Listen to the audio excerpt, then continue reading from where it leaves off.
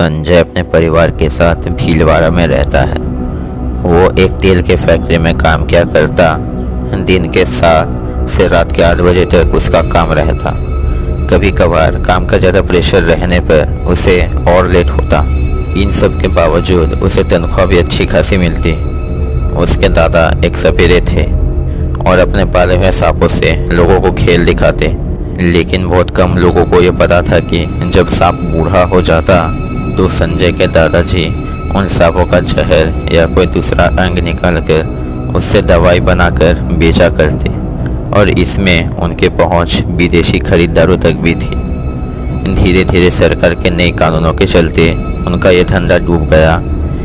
आज वो तो जिंदा नहीं है, लेकिन उनके कई सारे दवाई अभी संजय के घर में रखा हुआ है। सांपों के अंग से बनाए दवाई घर में रखना गैरकानूनी है।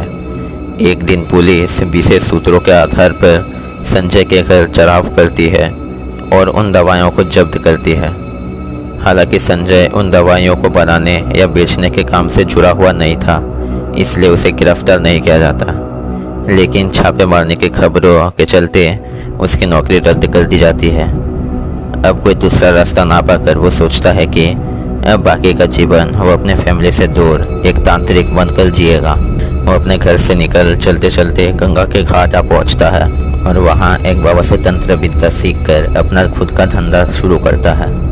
उसकी पहुँच अब दूर दूर तक फैल जाती है और वो बन जाता है तांत्रिक संजय आनंद। एक दिन गुजरात का एक मारवाड़ी संजय के पास आता है। वो अपना कुंडली निकलवाना चाहता था।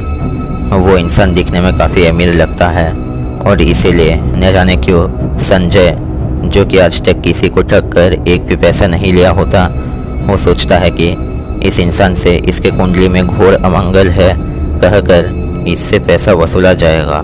संजय उस मारवाड़ी महाजन से कहता है कि आप बिल्कुल सही समय मेरे पास आकर कुंडली बनवाए हैं। आपके कुंडली में शनि दोष है जिसका जल्दी निराकरण न करने से घोर अमंगल होगा, जिसके लिए एक पूजा करना होगा जो कि सिर्फ मैं ही कर सकता हूँ। बस थोड़ा ज़्यादा खर्च करना पड़ेगा आपको। महाजन मान जाता है। संजय पूजा करना शुरू करता है और मंत्र पढ़ते पढ़ते उससे एक बड़ी गलती हो जाती है। मंत्र भूल पढ़ने के लिए उसका एक उल्टा असर होता है। अब एक आत्मा संजय को वश कर लेता है। संजय जोर जोर से कांपने लगता है। वो आत्मा कहती है, तूने मुझे क्यों नींद से जगाया? शनि पूजा करने के नाम पर तूने मुझे इस धरती पर फिर से बुलाकर बहुत बड़ी गलती की है। अब तो तू मरेगा। ये कहकर संजय का शरीर बहुत डरावना हो जाता है और पास में रखा चाकू लेकर अपने नस काटने लगता है, जिसे देख सामने बैठा मारवाड़ी महाजन बहुत डर जाता है। वो हनुमान चालीसा गाने लगता है और सामने संजय के कुंडल में रखा गंगा पानी उस पर छिड़कने लगता है। वो आत्मा बहुत ज़ोर से चिल्लाकर संजय के अंदर से निकल आती है और वो महाजन संजय को तुरंत हॉस्पिटल ले जाता है। उस दिन के बाद से संजय सच्चे तरीके से अपने तंत्र विद्या का इस्तेमाल कर लोगों का सेवा करता है।